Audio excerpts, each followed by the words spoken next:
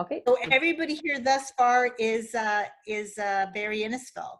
So we traditionally have other people joining us, and usually we have people from Simcoe Grey, Barrie Springwater, Oro Medonte, Simcoe North, as well as Bruce Grey, Owen Sound. So hopefully they will, somebody will be popping up before long, and I'll welcome them in the chat if they join in a bit in late. Okay, that sounds great. So feel free to take it away. Okay. Well, for those of you who don't know me, I'll just tell you a little bit about me, and then we'll just start asking and answering some questions. My name is Judy Green, and I ran in the last federal election in West Nova. We took the vote from 4.1% to 12.67. Pardon me, 69. It's been adjusted upwards. We are we're pretty much a non-existent EDA. We were an EDA on paper. Our previous candidate hadn't done anything with the EDA in 4 years other than file the Elections Canada paperwork. And he doesn't answer. He's still our CEO because we weren't able to do our AGM, and he doesn't answer his Green Party email except for during an election. Does that sound familiar to other people in other ridings? It's like we seem to come onto the stage during an election, and then everybody disappears afterwards. And I think in order to build the party, we absolutely have to change that. We have to find ways of being active and growing our membership and training our volunteers between elections, so that we're ready to hit the ground running when the writ drops. So my background is I was born in Princeton, British Columbia, and I've lived in 5 provinces across Canada. I have served in the Canadian Forces as an airframe technician at a time when women were just entering into those trades. I did my undergrad at Acadia University while raising my son, did my master's at Carleton University in Ottawa. I went on to operate 4 different small businesses. So I have a bit of a varied background, and it's hard for people to say, I'm not just a lawyer. I haven't been a lawyer my whole life, but I bring a lot of varied experiences to the task. And it's awesome because there's so many transferable skills that I've learned in everything that I've done that really seem to be perfect for what we're needing within the party right now. And I currently live in Nova Scotia, which is where my husband is from. All total, we've lived here about 20 years, off and on, with various military bases, and now back in semi-retirement. I don't think I understand what that means. And I suspect others feel the same way. Well, when the IPCC report came out in 2018, I started doing the heading towards extinction talks for Extinction Rebellion, and did a number of them around this area. When we knew that the election was going to happen, I had been active with the Green Party of Nova Scotia, and I thought, well, I'll work on someone else's campaign federally. I didn't have any political experience, and so I had fully intended to work on someone else's campaign, but nobody showed up. So the 16th of June, I was acclaimed, and with $36 in the EDA bank account, we started our campaign, and learned a lot along the way, used a lot of my business and marketing strategies for getting the word out, getting connected with people in the community, inspiring volunteers, raising money. We raised $16,000. The most ever raised by Green Party in our riding previously was just a little over 2,000. So we broke a lot of records internally within our riding. We also won the student vote. I mean, going into the schools and talking to the kids was one of the funnest things that I did. That and the debates. I love the debates, even though 2 of them were in French. But I have an amazing interpreter that I've been working with, and I am learning French as well right now. So it has been an amazing experience. Then I got involved with some internal grassroots screens in the proposal to federal council that came out just in the new year, and have been supportive of other grassroots efforts that come out of the EDA 2.0 group. There's some amazing ideas and discussions. sometimes they get heated and interesting, but you learn so much about the party and the people, and make connections all across Canada. And that's one of the things that we need to change, is this siloed behavior in the EDAs, that everybody is on their own. We need to be fostering connections between the EDAs. You know, just the very fact that all 10 of our campaigns had to start from basically from scratch with a slightly modified contact list that came from Elections Canada, in terms to even find out how to contact EDAs, and then to build on it from there. Like, and we had to duplicate that 10 times over, which makes absolutely no sense. That's an unnecessary barrier. And if the campaigns for leadership are having to do that, how are all 338 ridings ever have a hope of finding connections to all the other ridings? That's just not going to happen. So I have a lot of ideas for pulling the Greens together at a grassroots level, building systems and processes that support that and support growth on the ground. On a national and international level, being able to articulate Green Party policy and be able to think on your feet, be able to work well with others in terms of finding being able to find the words to communicate our policies in a way that even somebody who's a far right conservative can understand and find hope in, is going to be really, really critical. So communication skills is a big part of what I bring. I fought to be able to do my master's as a multidisciplinary thesis, and it was in growing and maintaining highly effective groups. And so it was from social sciences, using computer science structures and expert systems to present theory of groups in a way that my fellow nerds could understand and accept, in a way that would help them understand and navigate the stages that groups go through in a very simplistic but helpful when you're starting off sequential stage theory. And that simple format is something that we need to learn in each of our ridings, because it's about understanding what your expectations are from the people that you're working with, and what your expectations are of volunteers. So there's a lot of training requirements that I think we need to be putting in place to help our EDAs actually function at their highest capacity and not burn people out and not get them so frustrated that they leave. Thank you. So I could keep going. I could talk for like 3 hours without stopping, but I will give somebody else a chance to ask some questions.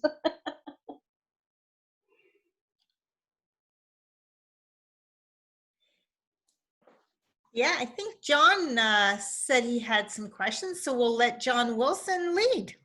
Awesome. Let me just see. I'm having some technical via. Oh, we're back. Oh, there you go. Hi, John with two L's. Yes. So full disclosure, Judy was a member of MGNR, I think I can say, for pretty much the very beginning. Yep. And therefore, I will only ask her softball questions and say nice things about her. And I did step back when I did decide to run for leadership, because it was critical that MGNR remain nonpartisan and not have conflicts of interest or the perceptions thereof. Yes, so we appreciate that, but we appreciate her help at the beginning. So I just, in terms of what you just said, one thing I've got to just reflect on is when I listen to the TVO debates, knowing what we know about the party structure and sort of how the party works, it felt very frustrating, and it felt a little bit fake, because everyone's debating things that the leader has very little input on. That's right. Right? All debating policy. Yeah. It's all debating policy. It's like Catherine and I were chatting before people came on about my frustration in that the other candidates all have platforms, and their platforms are a combination of party platforms and their own platforms, but with no differentiating which is which. They're presenting them as their platform. That's muddying the waters. We have a hard enough time communicating to the electorate that Greens do things differently, and that our policies are member driven, and that the leader's role is to represent them and communicate them. And by muddying your personal ones and the party's policies together is problematic in my mind. I would rather see And the media doesn't understand that either. You can tell that from the debate and the questions that are asked. And the media doesn't talk about any of the internal things. And you'll rarely find any of the candidates talking about that either. And from talking to several of them, they don't have a clue about what is going on or what the structure is within the party, which is unfortunate, because were they to win, they will be very surprised. But they will have people like John and the people at MGNR who will quickly get them up to speed, and hopefully will they won't run away screaming. Just sorry. There's been some good times and some bad in this opening, bringing back the veils, right? As you're unwrapping the reality of what's going on within the party and the struggles we have.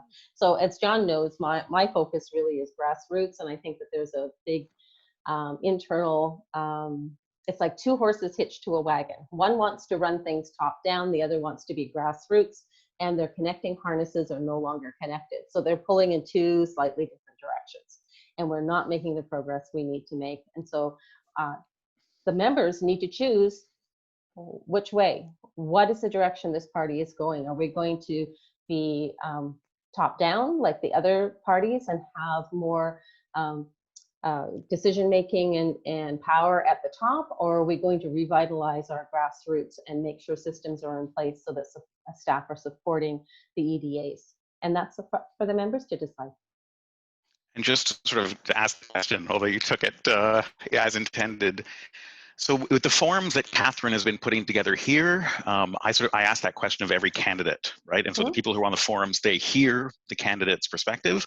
And sometimes it's very clear, like we had Glenn Murray on here, and he said, I hate people, I don't want people to go around the system, you have to work within the system, right? He was a very clear, hierarchical, top-down guy. And so he made that clear. Yep. And you're clear, you're on the grassroots side. But the question I have is, how do you, for me, that's potentially the most critical issue of the election, and yet it doesn't get covered, right? The general member, and it's so difficult for you guys to reach the membership. That's done purposefully. So what do you think is the best way to get that kind of debate out about that issue? You know, that has to be talked about when we can be where the target audience for each of the candidates are members. The problem with the public debates on TVO and whatnot, they are not just for our members, they are for the Canadian electorate. And so there is a natural tendency to not want to air dirty laundry in public. And so our internal struggles are not going to easily come up in the public, and perhaps they shouldn't. But the membership needs to know what those struggles are so that they can be aware of them and can make their voting decisions accordingly. And so I really look at it as just like when you're at a doorstep, you kind of identify where the person is sitting who you're talking to, and you tailor your message to your audience. And so that's really what we need to do within these different Zoom calls and messaging that we have available to us. Okay. I'll let someone else ask a question, although I have more. Okay, I'm sure you do. Sure. So I would like to know kind of tangibly, what are some of the ideas or things you're hoping we will be able to do as a party to bring in new members? And are there specific sort of target groups in your mind, and how would you tackle those different target groups? Okay, first off is that we don't disappear between elections. That's when some of the really hard work needs to be done. That's the relationship building. That's going into our First Nations, our Black, you know, our communities that are not represented in the Green Party. That's where we make honest relationships, build honest relationships within those communities. We help identify the leaders that are already there and talk to them and see if we can convince them to come green. You know, just as you would a candidate who is from your church or your school or somewhere that you're comfortable, we need to get outside of that comfort zone and learn about these other communities and make honest, heartfelt relationships and build those. And those take time. And especially with some communities, you know, First Nations communities, it can take years before you build any kind of trust. And I've been really, really fortunate to have been providing counseling services at the First Nations Health Center here in Sitcook, and have a number of people who, and I had to have a number of people who were friends before I even had that privilege of being able to provide services there. And it's taken time, and I always know to go, when I go into the room, I always speak to the elders respectfully and introduce myself and ask them how they're doing before I talk to anybody else. You learn the etiquette, and it's different in different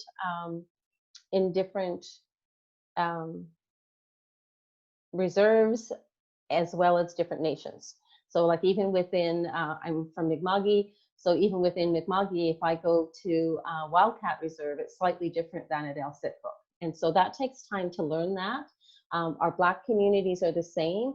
I was at a conference at Dalhousie on environmental racism and the media, and it was fabulous because, you know, the people who were involved with a number of different initiatives within Nova Scotia were there. And I asked them, I say, you know, I sit on a number of different boards, including Community Health Board, you know, a board that's working with food insecurity, providing food baskets in our local area, politically with the Green Party, and we want representation. We want people to be coming in, and we need their voices on these boards and in the party. But it doesn't matter what we do, it seems like they're not coming. So what are we missing? And the unanimous answer is that you have to make it safe for them to be there. You have to look at it from their perspective. They have hundreds of years of oppression and colonialism and systems that do not make it safe for them. And so we have to work extra hard to make it safe. And a lot of times that means asking them what they need from us. So that's one thing, is building that relationship within the party. But we also have to learn the skills that we need to manage our volunteers, not get frustrated because people have to, you know, deal with their own lives and may not have as much. They may have over offered, but under performed.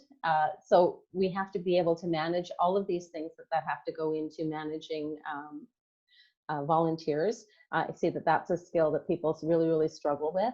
We have to be having fun being Greens. You know, if it's just sitting down to meetings, nobody wants to show up. You know, we've got to have tangible actions that people can be doing. And when you do get a volunteer, someone who's interested, give them a job that they can do. And when they have a suggestion about something, give them the leadership of getting that started. You know, people who know me well, as soon as they give a suggestion, they kind of get this wry grin. Okay, Judy, I'll take the ball and run with it. Right? So, sorry, that is Cindy. She's singing you the song of her people, but she will settle down in just a minute. So we need to be getting out in our communities. We need to be visible. I can't tell you how many times last election it was like, oh, I didn't know we had a Green Party in West Nova. You know, we need to be visible, being at the county fairs, at events, wellness shows, this sort of thing, even with something as simple as an issues board, which is non-confrontational. It's not even branded with the Green Party. And you would be in the booth and you wouldn't even have your Green Party shirt on. You'd have another area towards the back that had Green Party stuff for people who are hardcore Greens.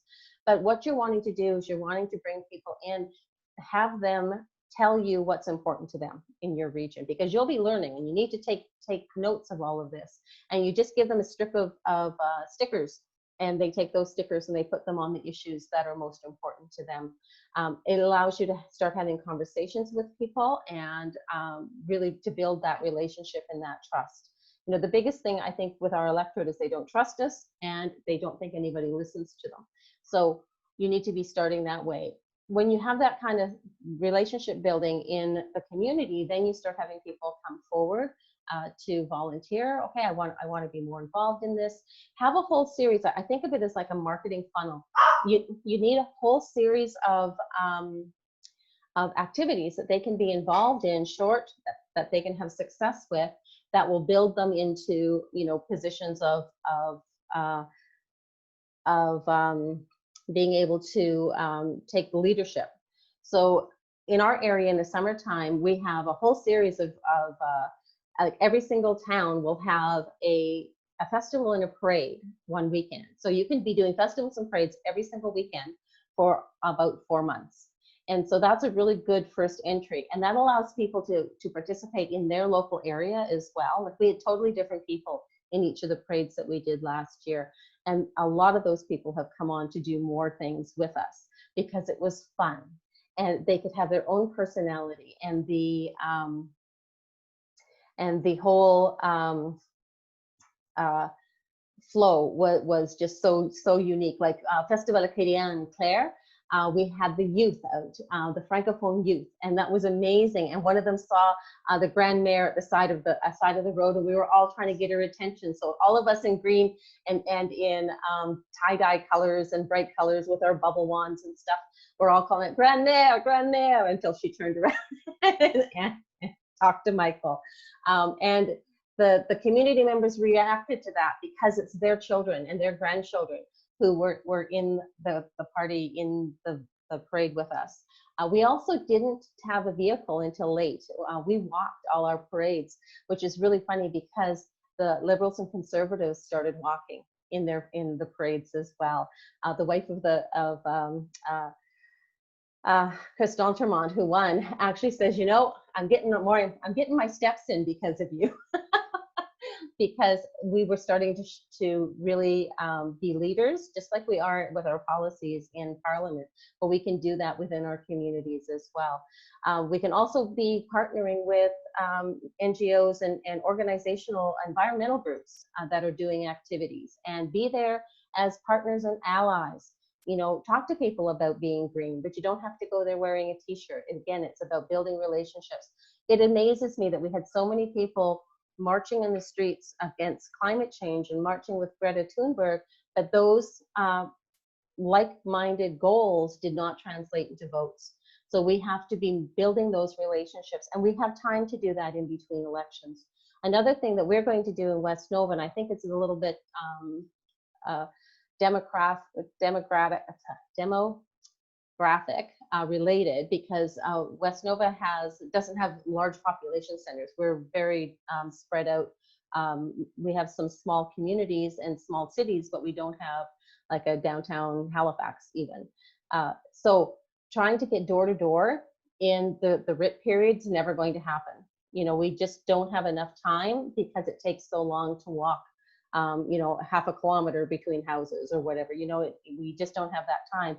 But we do have time to be doing a listening campaign and hitting a lot of those communities in between, keeping people aware of what we're doing in Greens, in the Parliament, what our MPs are doing in Parliament, you know, talking about petitions that our MPs have on the go. You know, people might want to be involved in that, but also doing, again, listening to what people want, because it's changed. I can guarantee you that what they were saying on the doorstep in the last election is very different than what people are going to be saying in a COVID world. So we have to listen and learn and understand that people's circumstances change, and that we can build up our skills, learn, build relationships within communities, and pull it all together so that we have a winning team and the energy and excitement to make it happen and get more MPs in seats in Ottawa. Thank you. That was great. I could go on, but you know. No problem. Does anyone else have a question before I hand it back to John? I could just do interview format with Judy if that's it. I'm cool with that, but I'm sure other people want to have questions too. Yeah. Well, go ahead, John. We'll give people a minute, and I'm hoping Diane is hearing me saying any questions, and she can leave. Yeah. Yeah. Oh, no, that was a great response on the last one, Judy. And what frustrates me so much as a commentary on that is there's so many good ideas, like the NGO relationships, like in between campaign relationships. Yep. And then the obvious question is, well, why have we never done this before? Yeah. Right. And I think the answer comes back to that we've always been this strict top-down Bingo. organization, right? The grassroots ceiling. So, and then once you commit to that, you just don't have the resources, right? No. So it's never been done. But if you have volunteers, and you leverage people, and you, hey, you do your thing, where you say, why don't you guys manage relationship with NGOs, Exactly. right? Exactly. And you empower people. So yeah, so that's Absolutely. why it's. Yeah, I'll exactly. let you comment before I get to go ahead. It's going to be the John and Judy show. It's awesome. Yeah, sorry. It's all good. You know, I'm not going to get invited back. No, we have great so I might as well conversations, get it John. in. It's awesome. So one of the big things that I want to do, whether I'm elected or not, this is something that I want to do, and it's easier to ask for forgiveness than it is to get permission. So gosh darn it, I'm just going to do it. Is I want to set up mentoring for EDAs. I want to set up grassroots for the established EDAs, and perhaps even people who've been in ADA positions have that organizational knowledge that would be willing to mentor new and upcoming EDAs. And so then you have a point of contact that's not staff, that's people who've lived it and walked the talk, that your EDA can reach out to. Yes, we have the organizer's toolkit, but for some people, they don't learn that way. They need that mentoring. They need that personal connection and someone they can just call up and go, this just happened, what do I do? And so we can do that. And that also helps foster a network of connections of EDAs all across Canada, which I think is really, really critical. And one thing I am going to do is that this work that we're doing in our data collection, where we are collecting all of the Facebook pages for all the EDAs that we can find. We want to do that for Twitter and Instagram as well. We want to make that available to any EDA who wants it, so that they have the connections to the other EDAs. And so we can have almost like, here's my computer science coming out, a mesh network across Canada. So we have communication working in all different directions, and it's not top down, it's broadband right across Canada. Okay, and so then the question is, in terms of one of the most important issues that we've been talking about recently is racial justice. Yes. And I think it's really important that we have a leader that's able to, because one of the functions that really is clearly leader's wheelhouse is spokesperson, right? Absolutely, And absolutely. right, and you're going to be on the stage next to someone like Jagmeet, who is very sophisticated, right? In the way that he talks about these issues, I think it's very relatable. And I think we want to have a leader who can, clearly speak with at least the same degree of nuance and empathy and action. Absolutely. Right. So I'm just, and you've shown some of your chops here talking about that in a sensitive way about your experience. But I'm wondering, would you support, for example, a forum where all of the leaders talk, or the contestants, for example, came together and had a debate or a town hall to talk about racial justice issues? I think a town hall would be a wonderful, because I think this isn't something that we should be debating on or taking hard stances one side or the other. I think it's where we need to learn from each other and really be able to share personal experiences, lived experiences, to be able to understand what it is like to be racialized. I will never know what it's like to be racialized. I absolutely know what it's like to be a woman in a primarily male world and male-dominated businesses, but I do not know what it's going to be like to be racialized. And I kind of hold my tongue, because especially right now, I think that the role of an ally is to elevate the voices of those who have those lived experiences, raise those leaders up, give them space or prepare space for them, help get other people out of the way so that they can talk. Not that it's up to me to give somebody space, is the point I'm getting at. But to prepare that and to allow that. But it was very interesting, because I attended a seminar, and it was like, I can't remember, it's the Red House did a really interesting seminar about COVID-19 pandemics with an Indigenous perspective. And I cannot remember his name because I'm horrible with names, but there is he is a First Nations elder who is also sits as, not in the House of Commons, but, oh boy, you can tell it's been a long day, appointed as a senator. There we go, he's a senator. Thank you. And And it was very interesting to hear this from his mouth, because this is kind of where my head had gone in terms of what I'd seen and observed, is that if it's not always about having somebody who is that race speaking and being able to bring that forward, and especially for First Nations, because so many First Nations people have been colonialized.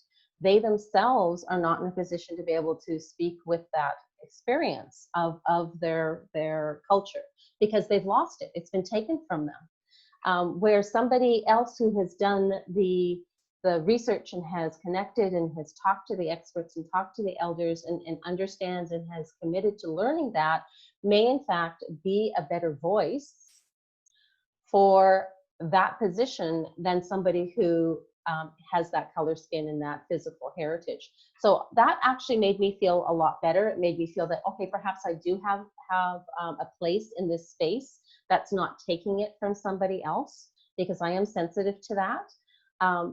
But we, you know, with leadership, we have to look at the whole package. But that's why, you know, there are certain issues that have been brought up, and Amita Putner certainly can speak to a whole set of issues from a personal perspective.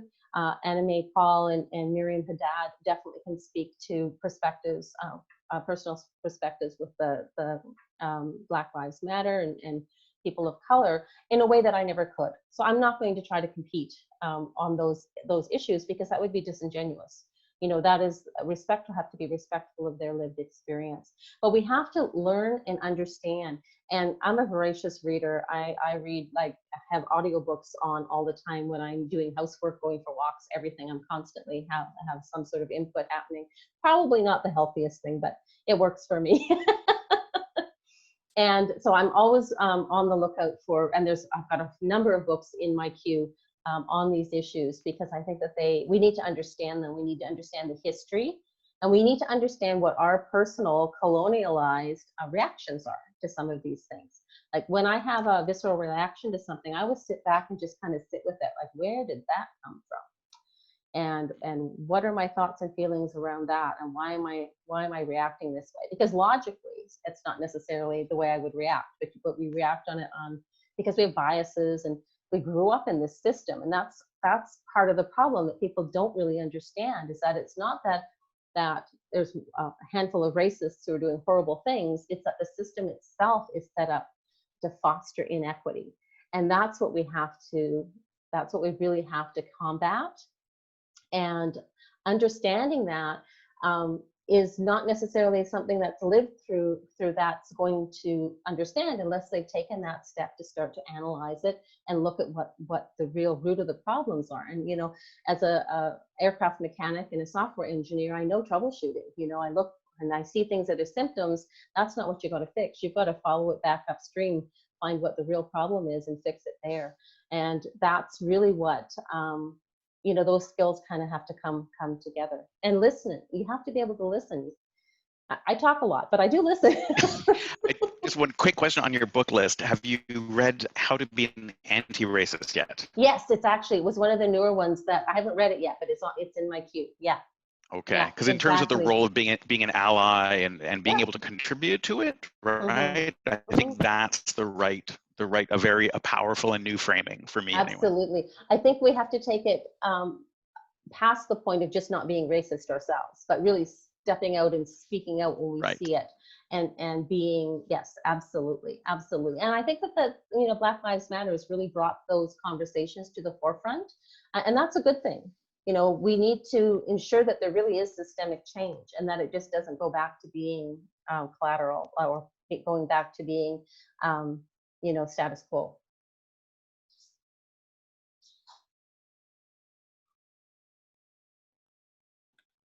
Okay, Ron, you're up. I think you can unmute yourself.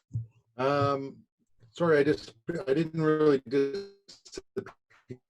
I was just eating my dinner. I know Diane is cooking hers. My so question I've asked actually there we go. I've actually asked every leader candidate we've seen so far this question. On the campaign trail, knocking doors for Bonnie and whatnot, I quickly discovered that the public generally thinks the Green Party can handle environmental issues, green issues, Mhm. but they don't know we do anything else or could handle anything else. They're No. fairly sure we tank the economy and destroy foreign policy, disband the military, and various other things. Yeah. How are you going to counter that perception in the public? Well, we have to do politics differently. You know, what we have always done in the past is we've chosen like one issue or two issues at the most to focus on in a campaign. We can't do that because we're already pegged as a one-issue party. We have to frame our messaging in a way that shows that we have the answers. We're the answers party. You know, we have the solutions to the problems that Canadians face. And they're not simple. They're not one thing. It's not a silver bullet. It is very complex, but we've done the work, you know, like everything that's happening with COVID-19, and whether we choose to look at it as a whole we're going to fall into, or a portal through which we are going to emerge on the other side, a more equitable, healthier, and greener world and society, that's a choice that we have to make. And what's really interesting is that we've done the work. We have the policies in place that will make that happen. And we weren't planning for COVID-19. It's just those policies are so robust and focused in the future and the vision of the complexity of where we need to go and how it's all going to come together, that the Greens have really done the work for this. And, you know, if we can frame it in a way that, yeah, we've done the background work, you know, even the fact that I think I don't have stats at hand, but I've heard a number of times that our candidates and members are more highly educated than any other party.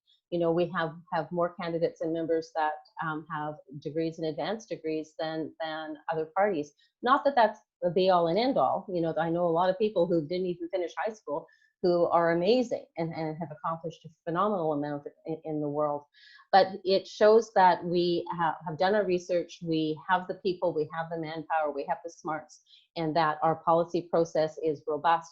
And the one thing that we often get criticized for is this consensus, this nonsense consensus thing, is actually what makes our policies strong, because we've already questioned them from multiple different perspectives, so that by the time that they are a policy and adopted at an AGM or by an BAGM by our members, they have been really well and truly vetted and can hold up on a world stage. And that we have, it's not just us in isolation, we have a whole network of global Greens that are all working on solutions to the same problems. You know, none of the other parties have that benefit, and we can draw on that and really illustrate that. So, you know, the ways that we do politics differently really need to be one of the core messages that we get out during an election campaign and between. I agree with everything you said. Yeah, great answer. Thanks, Ron. But I have a question, kind of building on that. So thanks, Ron, because knowing that, and I agree that we do have these very robust approaches and policy, why are we not translating that into seats? And this is your opportunity to talk about your own opinion, because and you know, what are you going to be pitching to try and increase that? Because if we don't get any seats, it doesn't matter how great our policies are. You're absolutely right, Catherine. So, And that's been something we've really struggled with. You know, if there was a policy in place, we'd be already doing that. And there isn't. So we have to look at it at a different approach. We have been, I think, contractive rather than expansive in some of our campaign decisions, especially in the last election. I think if we can leverage our membership to be doing some of the work that we would otherwise be having to raise money for and hire people for, which has been the old paradigm, that frees us up to be able to do a lot more in terms of getting our message out. Our message has to be strong, and our message, there wasn't even a message. I don't even recall a message in the last election. It was so muddied. We didn't leverage Elizabeth May's travel across Canada, her whistle stop tour. Where were all the videos at every stop? Why didn't we have big groups of people at each stop? We didn't. I mean, she was stopping some places there were 5 people. There were no photographs, there was no videos. You know, we can't rely on mainstream media to pick us up until we become a news story. So we have to become our own news story. We have to be looking at fostering relationships with alternative news agencies. We need to be fostering our memberships so that they learn the skills and strategies and very simple things to boost posts on social media, so that they can, we have this whole network of marketing managers who are getting our message out.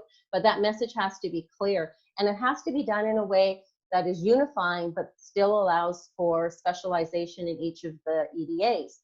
I would like to see a core messaging across the board with videos that can then be customized, where you can add the local candidate and their message at the end or at the beginning, where we still have this cohesive. And I've talked to, oh, can't think of his name right now.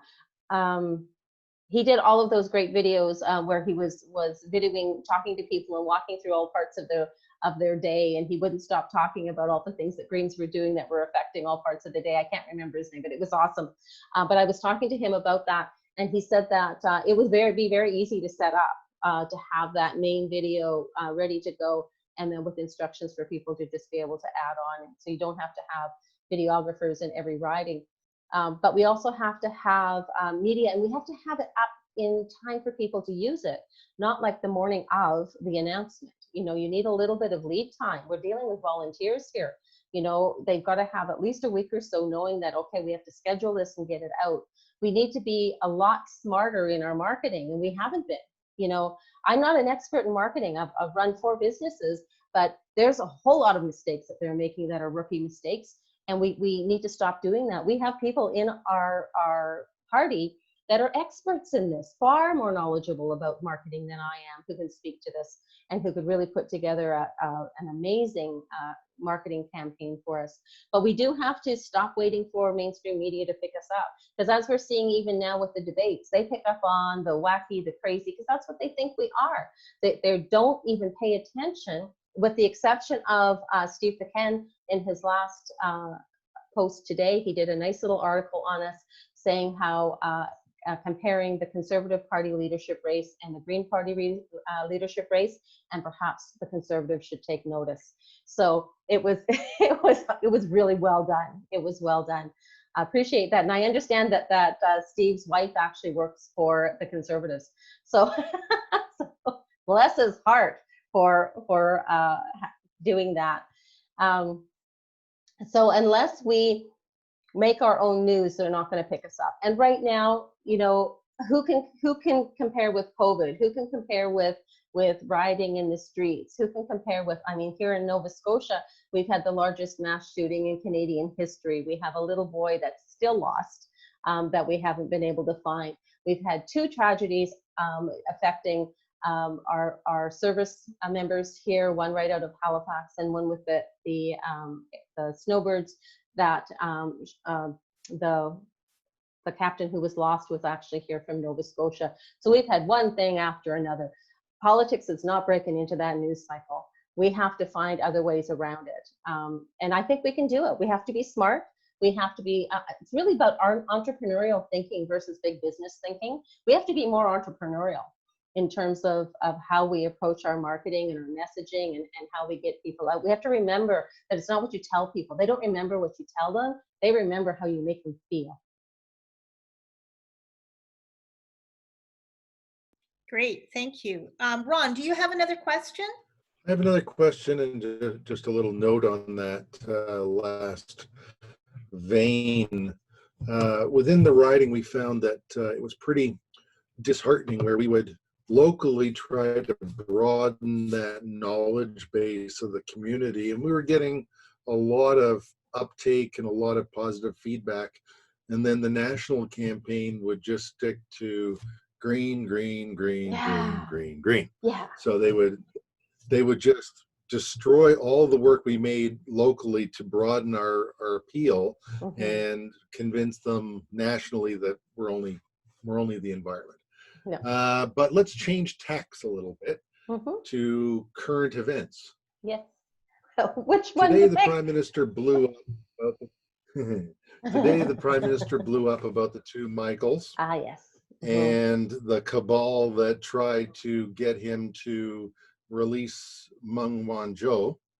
His response was essentially that would cause open season on Canadians. It would be a capitulation to Chinese pressure, and it would tell the international community that if you're a bad actor and you want to get anything from the Canadian government, simply abduct a few Canadians and we'll roll over and do whatever you want.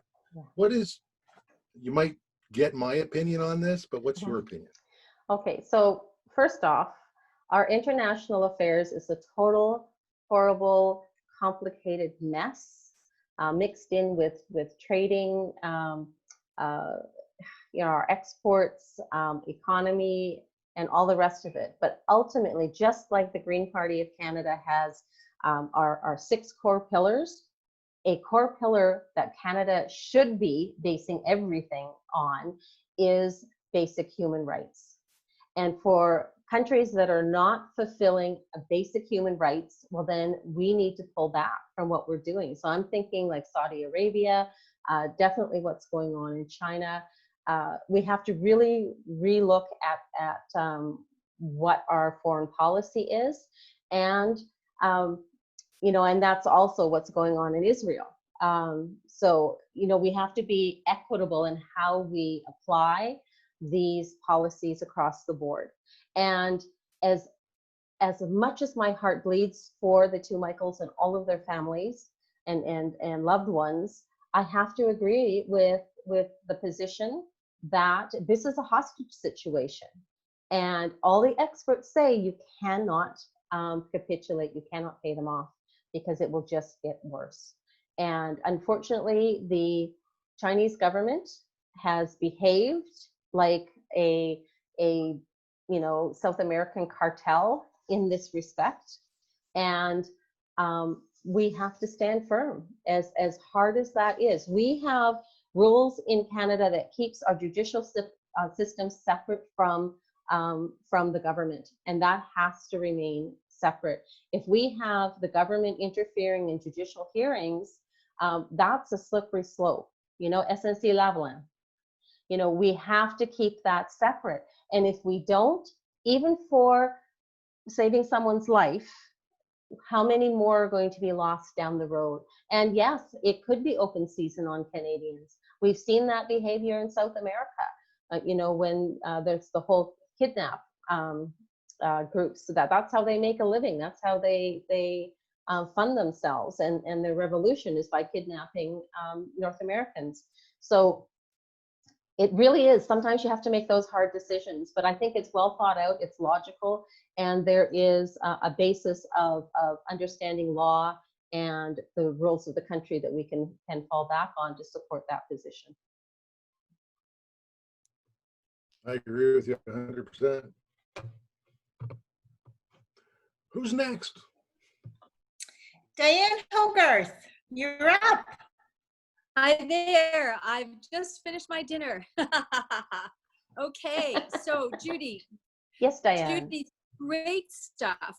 Thank Great. And I especially liked your remark. I don't think everybody heard it in the very beginning, how some people had a personal agenda and didn't realize that, or maybe they don't understand that they have to play by party rules and policies, etc. So yeah, the leader doesn't get to set the policy. And I like exactly.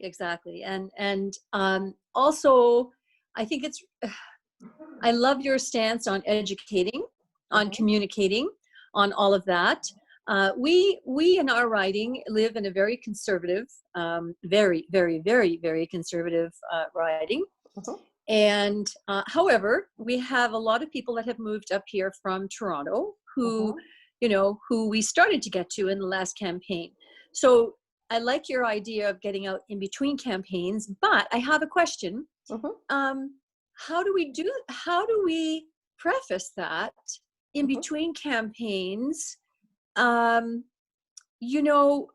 love your point about we need our own media, that this is great. And, so I'm just thinking, okay, how do we get out there and either knock on doors, or do we just have repeated town halls, or, you know, how do you see that happening? How, particularly in our riding that's so conservative, we really got to, you know, be there with firecrackers. Yeah. So, you know, to get people in. So, Mhm. you know, issues or whatever. Yeah. So just like your ideas on that. Sure. Whenever you're talking to anybody, this is also a coaching technique, is you've got to meet people where they're at. So if you're talking to somebody who's very, very conservative, what are the things, and I'm going to ask this from all of you and I want you to answer, what are the things that are most important to your conservative constituents? I want some answers. It's like a class. I do this. I teach. Well, you've got me. Okay. Family, jobs, which is really translates to financial security. And they, the big thing for them is taxes, not too many taxes. You know, that's why they're always talking about a small government. Really what the average voter is wanting is they get tired of having the government's hand in their pockets. So if we can frame our policies to address those issues, that's the pain they're feeling. We need the solution to that pain. So especially with jobs and security, you know, our transition to clean energy will provide far more jobs and security than the existing systems, especially now that oil and gas is really downturn. You know, they really got that 1-2 punch with the price fixing and then COVID. They're just not sustainable. They are in their death throes. And when you have major banks and investors divesting from oil and gas, that tells you a lot. So speaking of it in those terms, you know, it's going away. What are we replacing it with? And those jobs are critical. So let's make sure that we have that transition, that we have the training, that we have the jobs to go to that are going to be benefiting. You know, net zero schools, make sure that the schools are upgraded and that the children are taken care of. Speaking to family, make sure that people have jobs, you know, infrastructure jobs, critical right now, rather than paying somebody CERB benefit. Why don't we get them doing renovations on the schools through the summer where the schools are closed? They're not in as tight of quarters as they would be with the children there. And why don't we get some things happening like that? And then coming back at them, like, we really didn't push enough last time about how fully costed our platform was, and that we had these amazing, innovative streams of revenue that should be adopted. And we really needed to articulate that better and to really show that we were looking at how things were going to be paid for. Now, I had a look at some of the costing and the figures behind Mission Possible, and I was absolutely amazed. That was phenomenal work that went into that. And we need to find a way of articulating that better to be able to speak to the conservatives where that's a real problem for them. Running deficits and you know, debt is a really bad thing. COVID's going to open people's minds to a whole lot of things. You know, a lot of people don't even realize that we used quantitative easing in 2008 to help recover from the mortgage collapse and the subsequent downturn across the world. But we can do that most effectively in Canada because we have the Bank of Canada, and the modern monetary theory is not the same as running a household budget, and people don't understand that. We have proof in the past that the fear is that it'll push up inflation. The reality was in 2008, using quantitative easing did not increase inflation. So we also have downward pressures right now that would keep inflation down, and we're using it now. You know, where are these trillions of dollars coming from all of a sudden? We're basically printing it. Through the Bank of Canada in terms of buying zero interest bonds. The Canadian government is buying that from the Bank of Canada.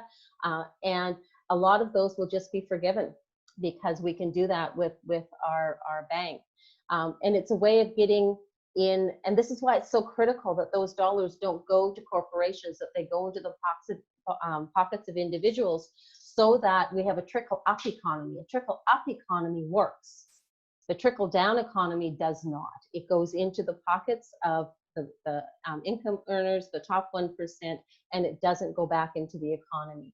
We need that money in the hands of individuals. This is one of the reasons I'm such an advocate for guaranteed basic income, is because we need the money in the economy. If you give it to the people who need it to survive, it will be in the economy.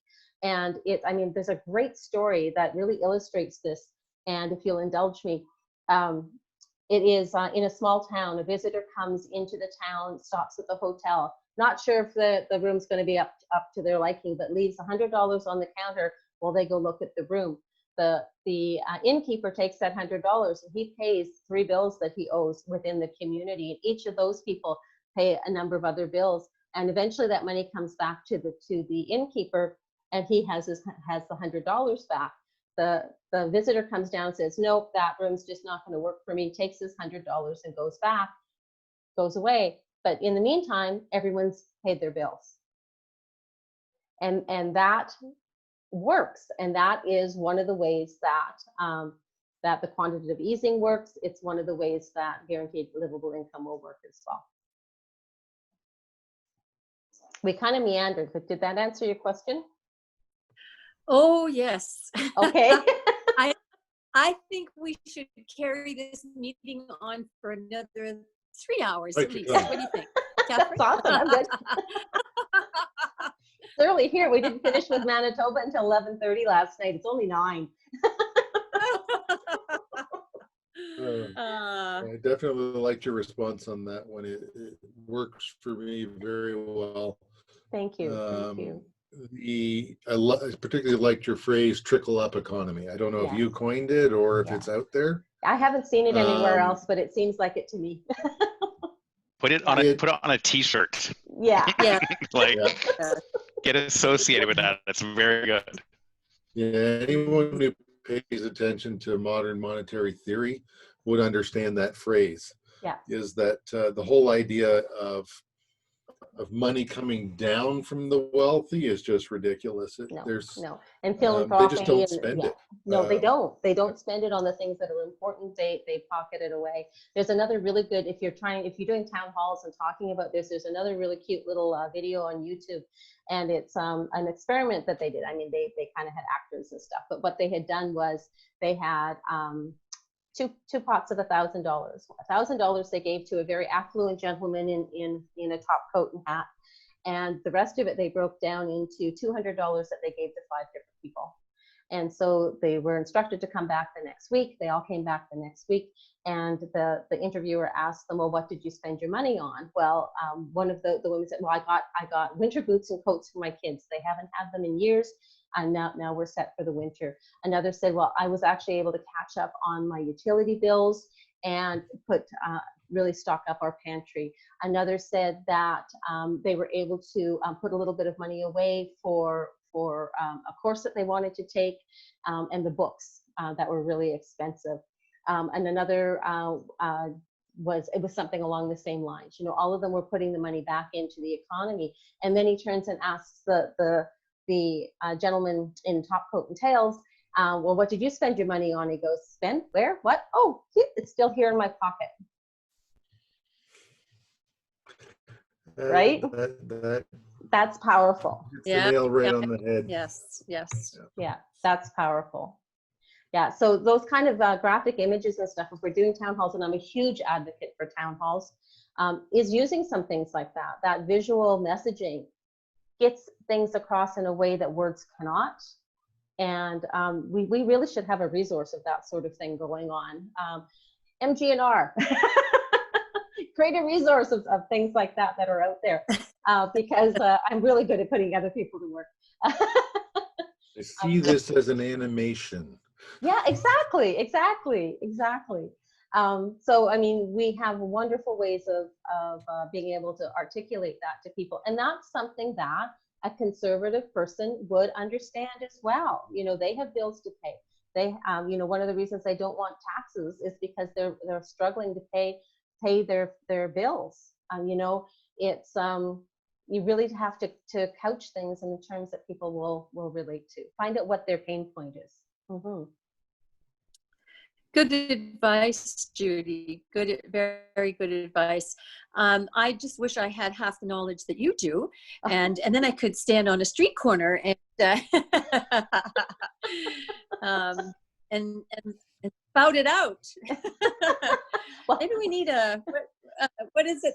Speaker's corner or something? Yeah, exactly. Well, actually, Anna Keenan from very PEI good. is doing a series of interviews with all of the candidates. So hopefully we'll get a little bit of that on those interviews. Great stuff. Thank you, Judy. You're welcome.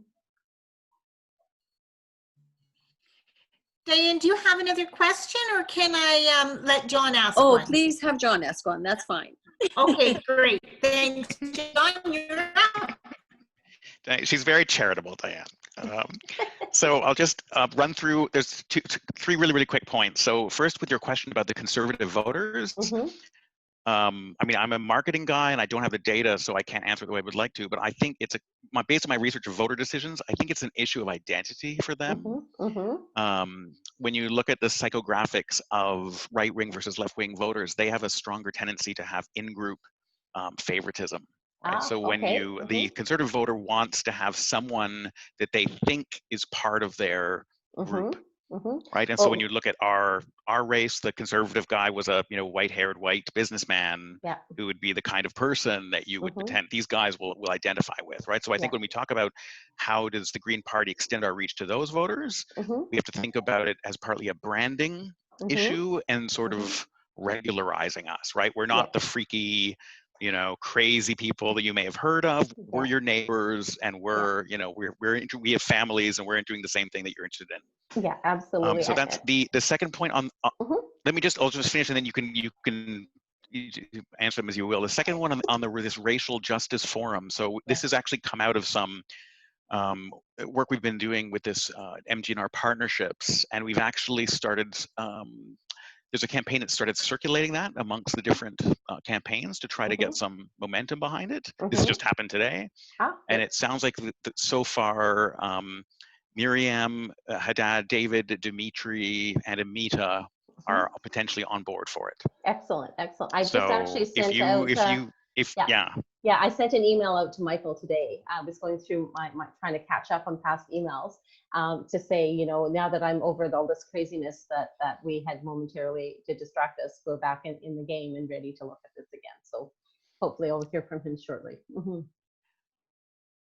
Yes, we're just approaching the formal launch any day now, so that's excellent. But the final question is about co-leadership, which you might have heard of. The notion of this is an in-joke, sorry guys. The notion of two candidates or two contestants running for the race, and as you know, some crazy people think that this is actually possible under the current rule system. So I'd be interested, we haven't talked about this, I'd be interested if, somewhat either, would that be something that you think would be even remotely possible for yourself in the 2020 campaign, or if someone else came up with it and said, oh, we, say the two contestants, we're going to try to run as a pair to co-lead, what would be your reaction to any of those scenarios? I absolutely think that we need to be open to co-leadership. We have the precedents in a number of Green parties, the Germans and New Zealand come to mind immediately, that are working. We have co-leadership in, and I'm going to forget the right name of the French organization in Quebec that is doing co-leadership as well with great success. The challenges that I... Quebec Solidaire. Solidaire, right. Quebec Solidaire. So they are, we have precedents there. We have to have a preeminent leader that would be the one who would be on the record with Elections Canada, because Elections Canada only requires one. Our constitution does not preclude us having two leaders. We can do it in a number of different formats. One could be that you have elevated co-leaders that are then working. We could have a triumvirate of leaders that are leaders. We're going to have a form of co-leadership regardless before the next election, because Elizabeth is the parliamentary leader and we will have a party leader. So we will in effect have co-leadership, you know, with a different split of responsibilities. You know, it's not out there. And it would allow us to be able to better represent all Canadians, because one person is going to have a really hard time, you know, representing all different regions, languages, intersectionality across Canada. But if we have leaders that are enough divergent from each other that they can bring that so that we have a full coverage or a better coverage across those issues that Greens consider important, I think there's a lot of value to that. It could be split up regionally, it could be split up responsibility-wise. You know, the skills in the House of Commons are very different skills than being a party leader focused on building EDAs and building the party. Those are very different skills. You know, it's very unusual that we found anybody like Elizabeth has those skills. She's more on the parliamentary side, but she does have some of those skills as well. It's very unusual to have one person that embodies all of those skills. So if we can distributed leadership, just like we're doing grassroots distributed organization, makes a lot of sense going forward. My only sticking point for this election is that we have to be really, really careful about changing the rules as the race is going on. This has already happened 2 or 3 times. I frankly am tired of it. I'm not sure I know how many more hurdles I'm going to be able to get across. For those who don't know, we are without a campaign manager now because we have decided that that there's no rules against it, but Leah Reynaud, it was my campaign manager, and she is now voted in as the regional rep for Nova Scotia. So she stepped down from my campaign so that there is no impression of conflict of interest between her position on federal council and my leadership campaign. So that's, you know, that was partly our choice, but there has been pressure to do that. And I actually would encourage the other campaigns to look at their structures as well and who's involved with their campaigns and follow suit. But that is a personal position. It is not something that is in writing or required. It was not something that was in our rules for this leadership contest. But we have to be more transparent. We have to be smart about what we're doing. But I absolutely would be totally open to running as like if I didn't win as leader, to be selected as a co-leader to run as a deputy leader, but in a co-leadership role, because we can redefine that. If we look at the you know, our charter and whatnot, there is nothing that precludes that happening. There's very little about leadership in there at all. There actually, it doesn't even say that the leader is the spokesperson for the party. You know, it doesn't. It's not written anywhere. That's just the habit we've gotten into. So yeah, and I've worked at, well, it is. It's a habit, right? It's true. I know. Yeah. And I love working in co-leadership. So the Red Deer Chamber of Commerce, I was a co-leader for the communications committee there. It's for the ambassadors. I was leader of the communications chair of the communications committee, but I was co-leader of the ambassadors, which is all the volunteers in the Red Deer Chamber of Commerce. And that worked exceptionally well because both of us were small business owners. You know, we didn't have 100% time to be able to be at every single meeting, but when we could split up those duties, that worked exceptionally well. So I think that there is more conversation that needs to be happening around that. I don't, with the way our ballots are, and that we didn't start out on the ballot or with the, you know, the fees structure and all of that. We didn't start out as running as a package or a pair. So we have to look at what that would look like in future. I think we can't do that in this race because that would be too much of a change going into it. It wouldn't be fair to the other contestants.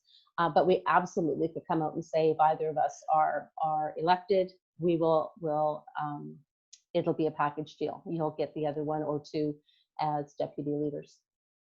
Very good answer. And that, Yeah. that manages those tensions very well. Thank you. And welcome. Ron, you have a question. Oh, gotta unmute yourself there, Ron. Oh, not a question. More of a comment. Okay. And Catherine probably knows where I'm going. You found an area where I vehemently disagree with you. And as an ex-military person, Mhm. I am disappointed in another ex-military person for not understanding human dynamics to the point where in difficult situations, they require a leader, not multiple leaders that are pulling them off in multiple different directions, creating the biggest cat fight you've ever seen and accomplishing nothing useful. Well, I would. can't accept the idea of devolving portions of that leadership in terms of house leader, party leader, developmental leader, whichever McCall leader, but you need a leader to focus on. Doesn't matter who that person is, as long as everybody votes for the person. But you need a leader or you end up with chaos. And herding greens at the best of times is herding cats.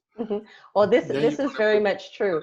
Entire country on that premise. Yeah, and that's why I think that you have to have the leaders, the co-leaders have to run as a team. They have to know each other, know that they can work together. You can't just throw three people together and say, oh, you're co-leadership. That would end up exactly what you're talking about, Ron. And with the military, absolutely, you know, when you're in the middle of a firefight, you need somebody to make a decision and go. But, you know, that's not how it works in politics. It's not, right? And we don't have that kind of top-down leadership. Our leader doesn't truly lead the party. They are the spokesperson for the party. And rarely do they You said get... they weren't. Well, not on paper, but it's a habit. I think it's the right habit, but okay. I think it is. I agree with you. I think it is absolutely, and perhaps that should be a constitutional amendment to actually add that. But I think that under those circumstances, yes, you have to be careful that you don't end up in that circumstance that you described, Ron, because if you've got people who can't work together, that wouldn't work.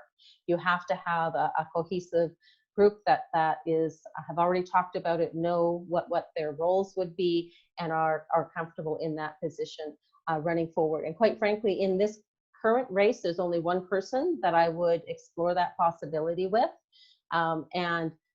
Between he and I, I'm not sure that we present enough diversity for that, for what my ideal diversity would be. But I think that we would work exceptionally well together.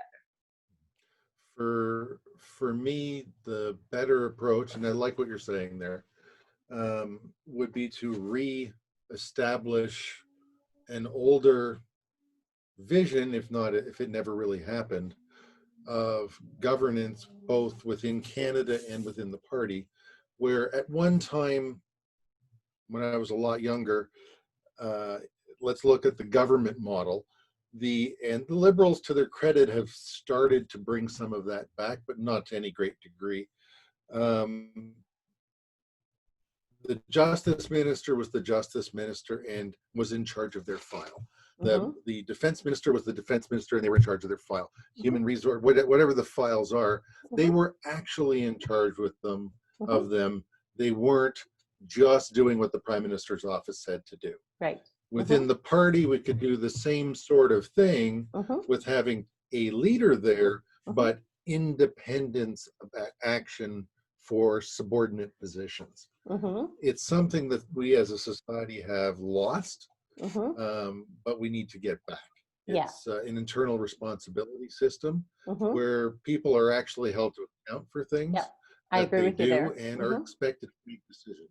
That's my opinion. But. No, and I like that model as well. You know, and there's nothing precluding that.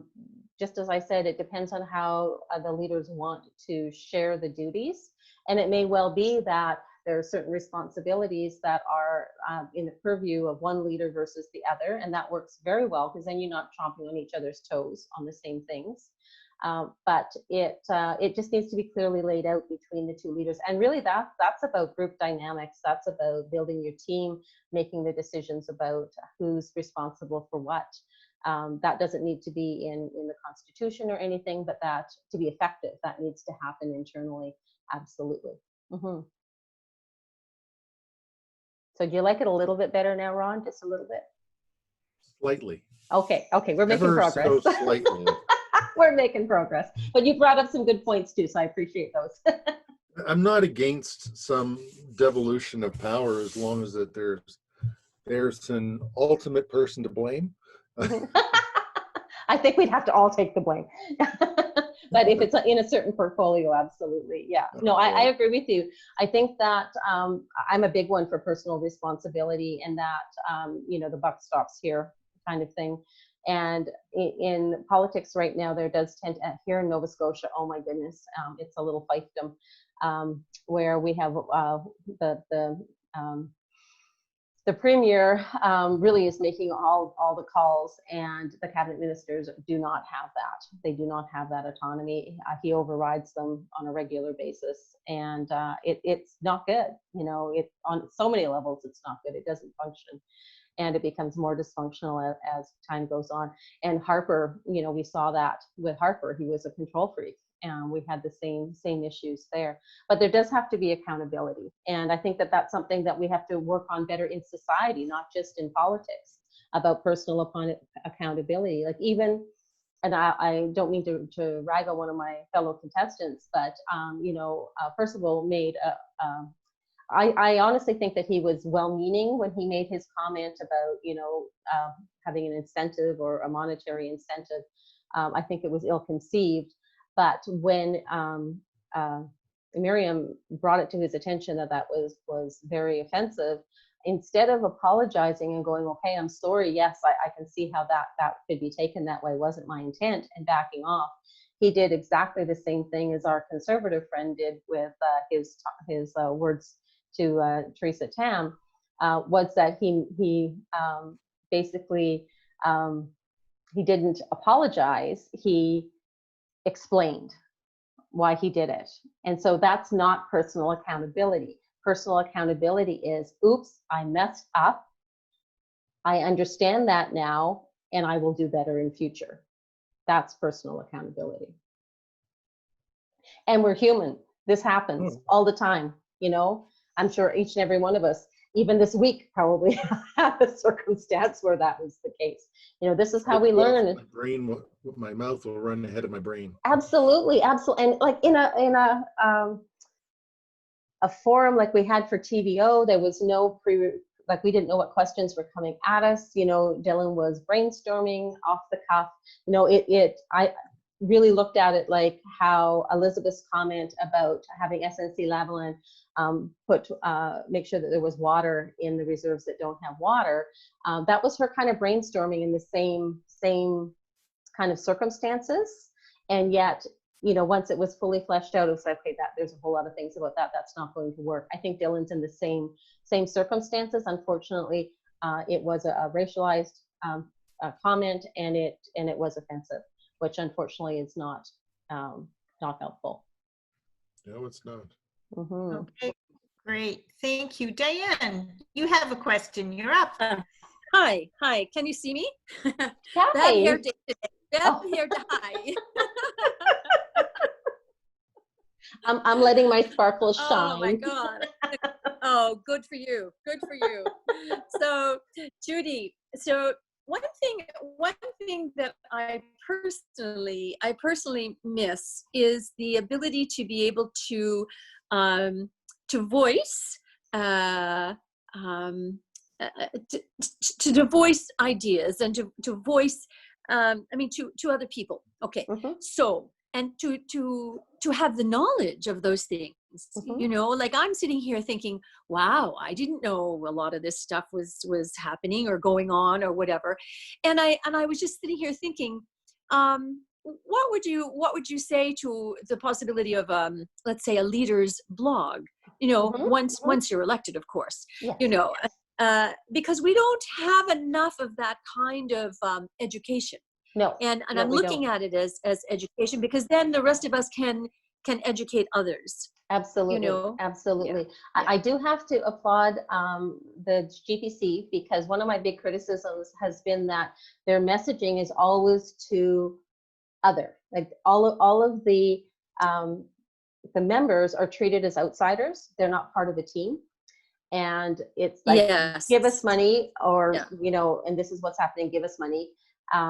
And it really hasn't been part of the team. But now that they have the EDA Insiders newsletter, I'm finding that to be doing that to some degree, letting them, Mhm. letting members know what's going on, what's happening. And then in the EDAs, we need to kind of spread that along, because not everybody is involved in the EDA Right. Insiders email. So we have to remember that we have to share that on. So I think we're moving in that direction. We have to start Mhm. treating our members as part of a team. You know, it is a cognitive change that's critical. You know, our members, especially those involved with the EDAs and who are active, are part of the team. We need to help them.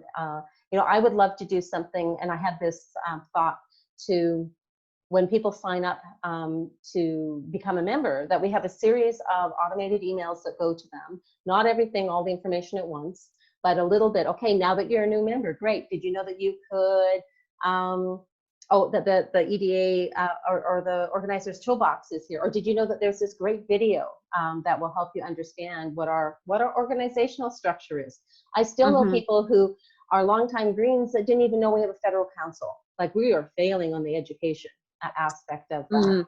So we Mhm. really need to, and do it in bite-sized pieces, because what happens is when you've been in an organization for a while and you know that, you assume everybody else knows that, and they don't. We have to back out of that, look at it with fresh eyes as a newcomer, and say, in a perfect world, what would I like to have seen as I grew into my full blossoming greenness within the party? And provide it, you know, and provide it, and allow people who have Yes. been longtime Greens to sign Yeah. up for that newsletter if they want a refresher on what's going on or what might be new. You know, give them that option. There's a lot of ways that we can do this that would be really, really effective.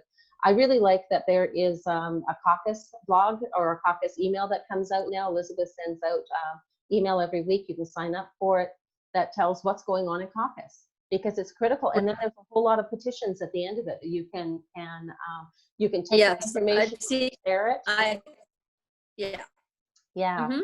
So Mhm. I think we're Yeah. already getting Yeah. some of that. It's a great. Mhm. Mhm. It's a Mhm. great tool, but it's talking about the issues as opposed to or what went on in the House of Commons, Yes. or what went on in the government, Yes. as opposed to the issues that are besieging us Yes. during this time, Yes. you know, or whatever time. Mhm. So it's a little bit of a different strain than Mhm. you know, reading what's happening in Parliament, and because you don't get the whys, and you Mhm. don't get the a lot of emotional attachment either. Yes. You know, Yes. so, I'm not yeah. sure that would come through in an But thank you. email. Yeah, I'm not sure that would come through in an email, Diane. You know, I like the idea. Like, Elizabeth always does town halls within her riding. I think we should all be doing that. But I would like the leader to be doing town halls all across Canada. You know, eventually to be able to be traveling and popping in, you know, to different EDAs, you know, around the parliamentary schedule, so that some of this ideas as such can be discussed at the EDA level, and to kind of get up to date on what's going on. I would also love to see some of the federal council members do something like that, because a lot of what we're talking about is governance, and that's the purview of federal council, not of the leader. You know, some of the structural challenges that we have going on. Prateek's been a lot better too about communicating what's going on in terms of staff and how they're interacting with EDAs. I'd like to see more of that as well. It really comes back to transparency, right? What's going on within the party. It's not a black hole up there. You know, we need to know what's going on. You don't necessarily want every member to have access to all the staff members. That would drive them crazy. They never get their work Right. done. But Sure.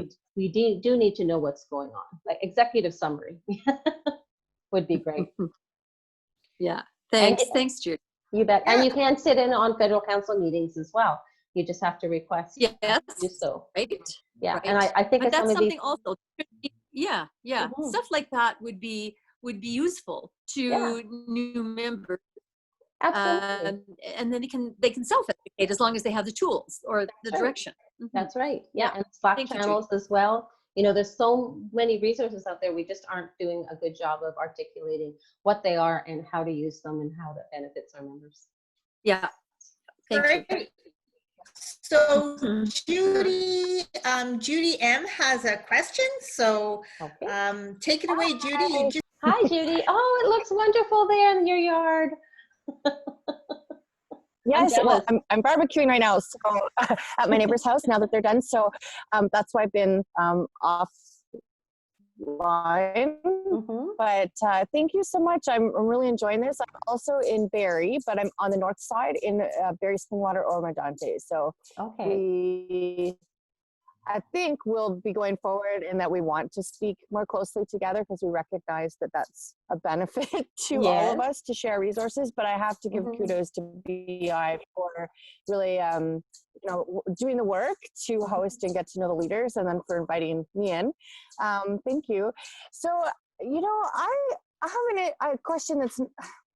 I don't know exactly. I'm not looking for anything with it. It's just kind of occurred to me as I've been listening over the last hour or so to discussion, but it really also came up for me. It was a thought process while watching the TVO debates. Mhm. Well, Mhm. debates, but discussion. Yeah. And I think I've been agreeing for a long time, and I love Elizabeth May, and I think that we're just in such a great place right now in terms of timing Mhm. to showcase and fill a gap about what it means to be green, this whole collaborative leadership idea that's a mystery to everybody and doesn't fit into mainstream media, Mhm. but actually does fit into what our current culture is evolving into. Mhm. And watching the TVO debates, I'm like, oh my gosh, we have so many amazing, but also putting themselves forward that have been involved in the Green Party that I had no idea about, unless they'd run, like, obviously I knew David Murner, right? Mhm. Like we were really Mhm. hopeful for him in BC, Yes. but Yeah, we all were. like, Mhm. I just think, yeah, so because we're talking about co-leadership, and it's a little sporadic because I'm working this through, and feel free, everybody, in future discussions with anybody to, just bring up these thoughts and questions. But I really think, beyond the federal council role, the Green Party is also positioned to demonstrate an approach to governance Mhm. that goes a little against the grain, right? That's a bit out the box. Mhm. But what that does is it attracts people from all different backgrounds. Yeah. And so look at the backgrounds and diversity of each of the candidates.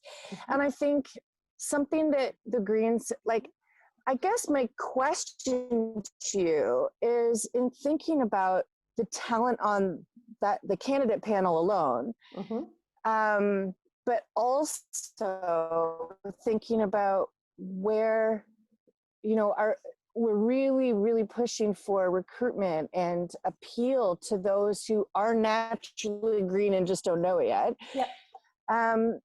And because of growing the base, and I really appreciate what John was saying too about, reaching conservatives who essentially don't know it yet, but there's so much there. How can Greens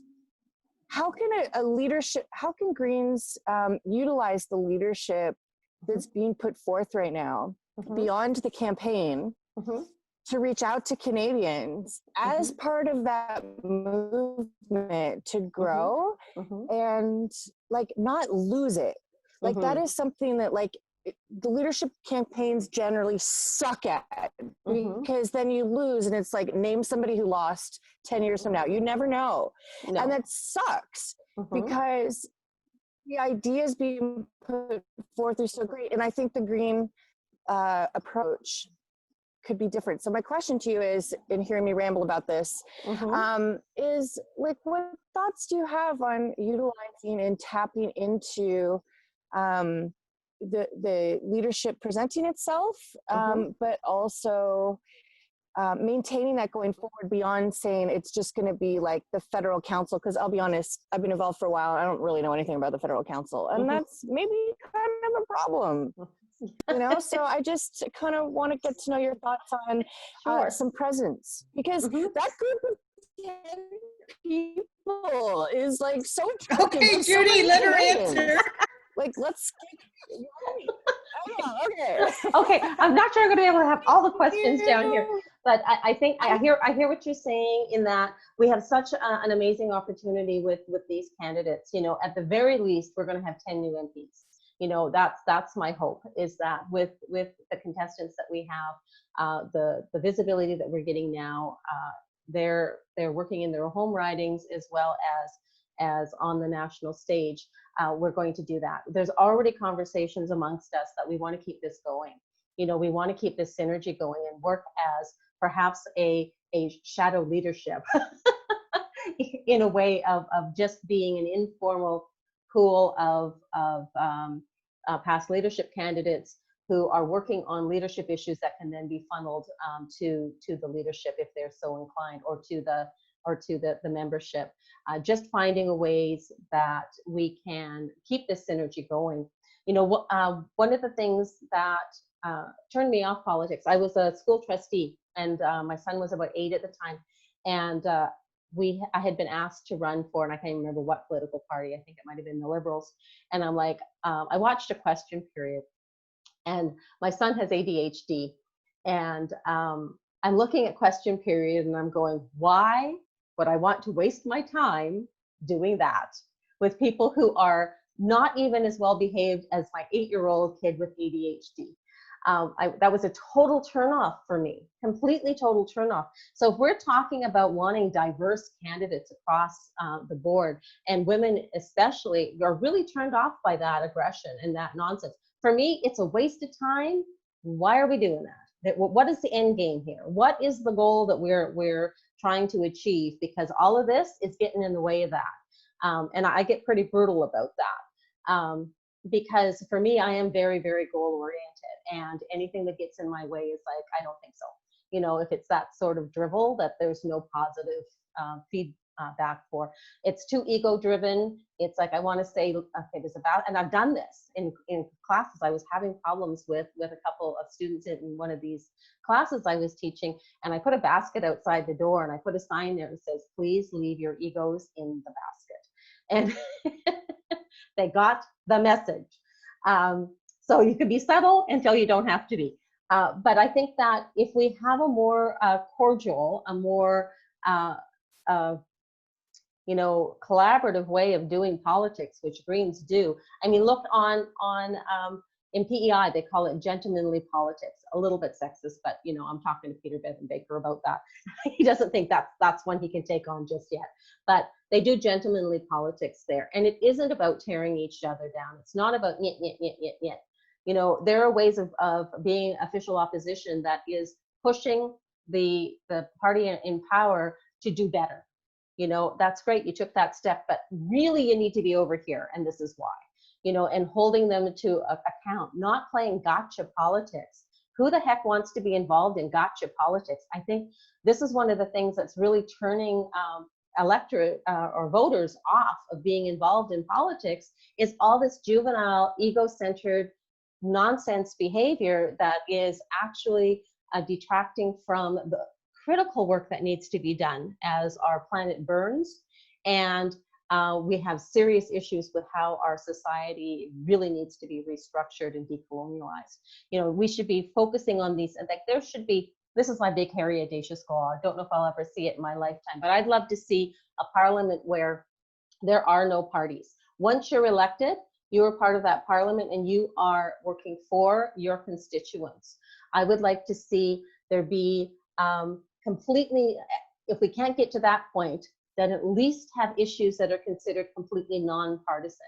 the environment, climate change, basic human rights, and have those be issues that we have nonpartisan committees work on.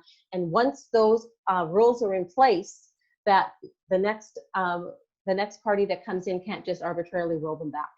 That they have that this policy churn between parties, when we go red, blue, red, blue, red, blue, it's like 2 steps forward and 3 back sometimes. We can't afford that as Canadians. We simply can't afford that. I mean, when I see what's happening down south and environmental protections that took decades to get in place are being eliminated by a stroke of the pen, it makes me sick. And so we need to be making some changes to our parliamentary structure so that that doesn't happen. Like I said, big, hairy, audacious goal. Not sure if it'll ever happen in my lifetime, but if you don't have a goal that you're aiming for, how are you going to keep moving?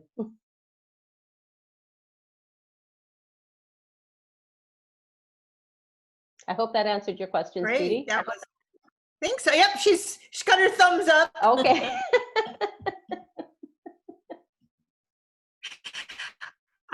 Does anyone else have another question? What people think, I will ask Judy. Bonnie had to leave early. Yes. And selfishly, my husband had to work this evening. Is there any way that you would be willing to share the recording? I mean, Absolutely. I wouldn't post it publicly, but just Nope, so my that's fine. husband and Bonnie can watch the rest.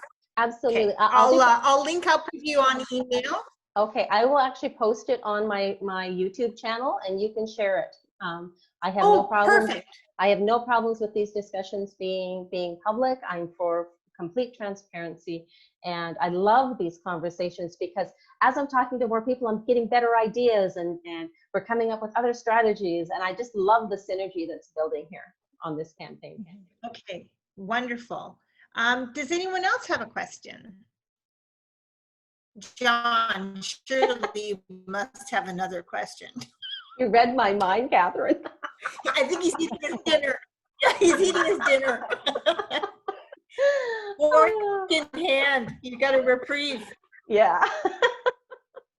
He knows my number. Yeah, it's all good. I think,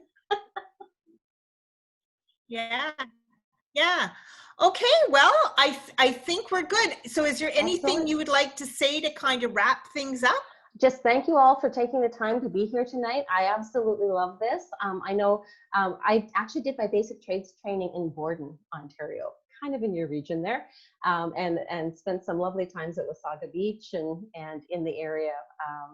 I enjoyed my time there immensely. I also lived in Ottawa, which is really cool. When I was working in high tech, I did my master's at Carleton University. But thank you all. We are still, raising funds for that next $20,000 fee. So if you have a few extra dollars, or people who should be greens, get them to go onto my webpage, pay their $10, become members, and help me reach those targets and bring more people in at the same time would be fabulous. It's my name, Judy N Green.ca. or .com. We've had some problems with the forwarding, .ca/.com. For some reason it disappears. I've never seen that happen on a website ever. I went back into the hosting panel and it was gone. I'm like, interesting gremlins. So, but it's all back in place again. But yeah, judyngreen.ca. And you can also go to the leadership page, and my website's on there, as well as Facebook, Twitter, Instagram. And look for lots of new videos. I did we've just been so blessed, where we have a videographer on our team now. We have our first introduction to Judy video is up on YouTube, and it's on our Facebook page, posted at the top of our page as well. So we'll be having a whole series of those. And fun fact, you guys will be the only ones who know, is that I met her on the set of Lock and Key in Lunenburg, Nova Scotia. We were typecast as extras. We were amongst the gaggle of elderly painters. So I spent a lovely afternoon sitting on the Lunenburg wharf painting on the canvas while they filmed the scene around us. Unfortunately, that pilot wasn't picked up and they reshot it. But our friendship has lasted. And she's now living in Ontario. So yeah. Bravo, Judy. Excellent. Thank you so much. Wonderful, thoughtful questions. I'm always there if you have others. Let me know, and I hope to see you in person someday soon. Indeed. Stay safe, stay healthy. Take care. Thank you so much. Too. Bye. Thank you. Thank you all. Bye.